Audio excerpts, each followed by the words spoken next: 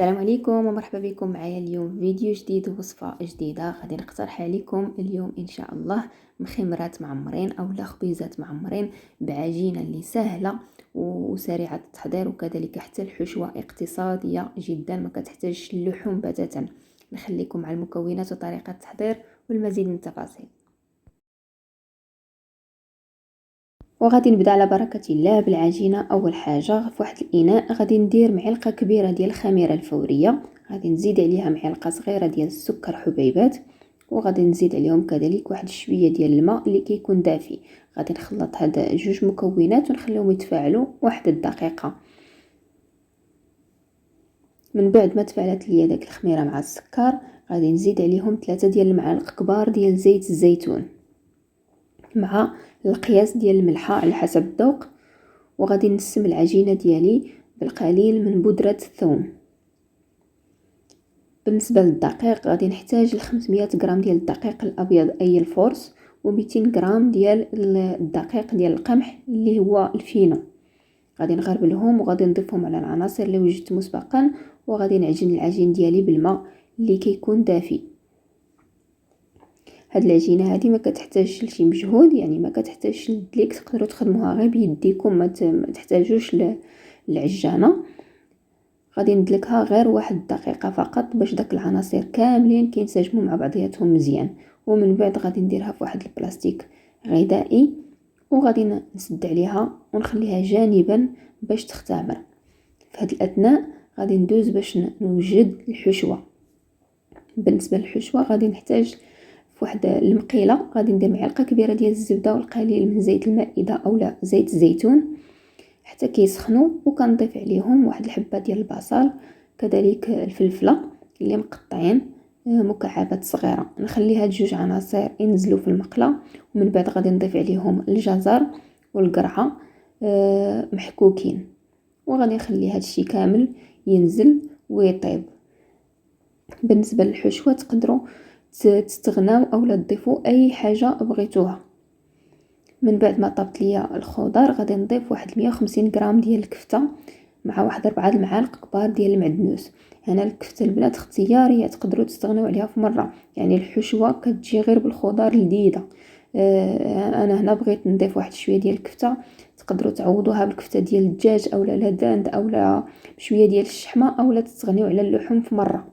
وانا غادي ندوز باش للتوابل. غادي نضيف القياس ديال الملحه مع شويه ديال الابزار، شويه ديال الكمون، الهريسه بطبيعه الحال باش نبننوا الحشوه ديالنا، والبابريكا اولا التحميره. تقريبا درت معلقه صغيره ديال الكمون، معلقه صغيره ديال البابريكا، وشويه ديال الابزار حيت هو كيكون حار، وواحد نص معلقه صغيره ديال الهريسه.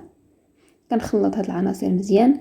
من بعد كنطفي على الحشوه ديالي وغادي نضيف القليل من جبن الموتزاريلا مع واحد القطعه ديال جبن الشيدر، تقدروا ديروا اي نوع ديال الاجبان عندكم. وغادي نبقى نخلط في هاد الحشوه حتى كيذوب لي داك الفرماج. من بعد كنديرها في شي اناء اخر باش هكا كتبرد لي بسرعه. وغادي ندوز باش نقرص العجينه ديالي. من بعد ما خمرات العجينه كتجي خفيفه وطريه، غادي نحاول نقرصها. خرجت ليا 10 ديال القطع بهذا الحجم هذا اللي غادي تشوفوا معايا، تقريبا 110 غرام، ما بين 110 حتى 120 غرام في كل مخيمره. وغادي ندهن يدي بشويه ديال الزيت ندوزو على الوجه ديالهم ونغطيهم بواحد البلاستيكه باش ما كيديروليش القشره من الفوق. ومباشره غادي ندوز باش نطلق اول قطعه، يعني قرصتها غادي نطلقها واحد شويه وكنركز على الجوانب اكثر شيء، كنرققهم اكثر من الوسط. من بعد كندير الحشوه ديالي في الوسط وكنغلق العجين ديالي بهذه الطريقه هذه اللي كتشوفوا معايا في الفيديو. هنا العجينه راني طلقتها يعني غير هكاك ناشفه، ما درت لا زيت لا حتى شي حاجه. الا درتو الزيت راه فاش تجيو تجمعوها تسدوا العجينه ما غاديش تبغي تسد لكم، لذلك غيطلقوها غير هكا. راه العجينه كتجي طريه وكتعطي الطوع. وبالنسبه للحشوه باش تقدكم البنات، في الاول قسموها على عدد الكريات ديال العجين اللي عندكم. ومن بعد ما كنكمل التعمار ديال المخيمرات كاملين مباشره كندوز باش نطيبهم. اول وحده عمرتها هي اللي غادي نقرصها، وغادي نديرها في المقله اللي كتكون سخونه مع واحد شويه ديال الزيت. مره كنرش بشويه ديال الزيت باش هكا كياخذوا داك اللون مذهب وكيتحمروا. وكنبقى نقلب فيهم وندور فيهم حتى كيطيبوا وكيتحمر اللون ديالهم.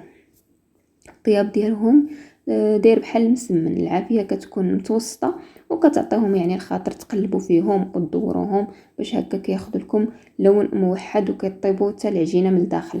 المخمرات كيجيو خفافين بزاف، يعني العجينه ديالهم كتجي خفيفه، والحشوه تقدروا تبدعوا فيها كما بغيتوا، راه كيجيو لذاذين بزاف ما تشبعوش منهم. تقدروا تنوعوا فيهم، يعني تنوعوا بهم في المائده الرمضانيه وحتى في الايام العاديه، راه كيجيو زوينين في الكوتي اولا في الفطور. الى هنا كنكون وصلت معكم النهايه ديال الفيديو. نتمنى الوصفه ديال اليوم تكون نالت الاعجاب ديالكم. دائما احبابي ما تنسونيش واحد اللايك، جزاكم الله خيرا، وبارطاجيو الوصفه مع الاهل والاصدقاء. والى الفيديو القادم ان شاء الله، مع السلامه.